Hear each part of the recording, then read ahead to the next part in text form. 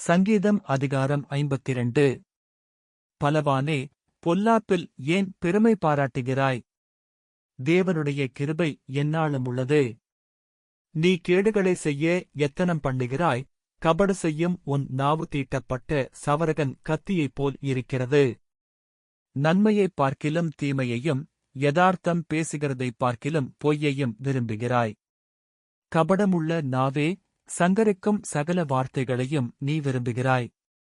தேவன் உன்னை என்றென்றைக்கும் இராதபடி அழித்துப் போடுவார். அவர் உன்னை பிடித்து, உன் வாசஸ்தலத்திலிருந்து பிடுங்கி, நீ ஜீவனுள்ள தேசத்தில் இராதபடிக்கு உன்னை நிர்மூலமாக்குவார்.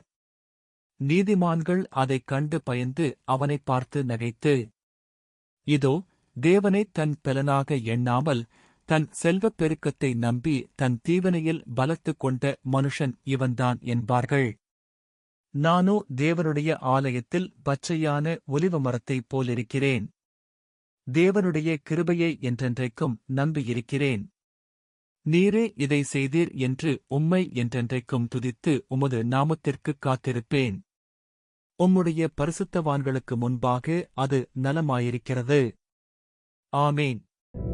பிரியமானவர்களே, உலகத்தில் பொய் பேசுகிறவர்களும் தீமை செய்கிறவர்களும் சில நேரம் செழித்திருப்பது போல தோன்றலாம். ஆனால் அவர்களை பார்த்து பயப்பட வேண்டாம். தேவன் நம்மை காண்கிறவர். அவர் மீது நாம் வைத்திருக்கிற நம்பிக்கை ஒரு நாளும் வீணாய் போகாது. அவரை நம்புகிறவர்கள் ஆலயத்தில் இருக்கும் பச்சையான ஒலிவ மரம் போல் இருப்பார்கள். தேவன் நீதி உள்ள நியாயாதிபதி. அவர் துன்மார்க்கனை வேரோடு பிடுங்கி முற்றிலும் அழித்து போடுவார். தீங்கு செய்கிறவன் செழித்திருப்பது போல தோன்றலாம், ஆனால் அவர்களின் முடிவோ அழிவு.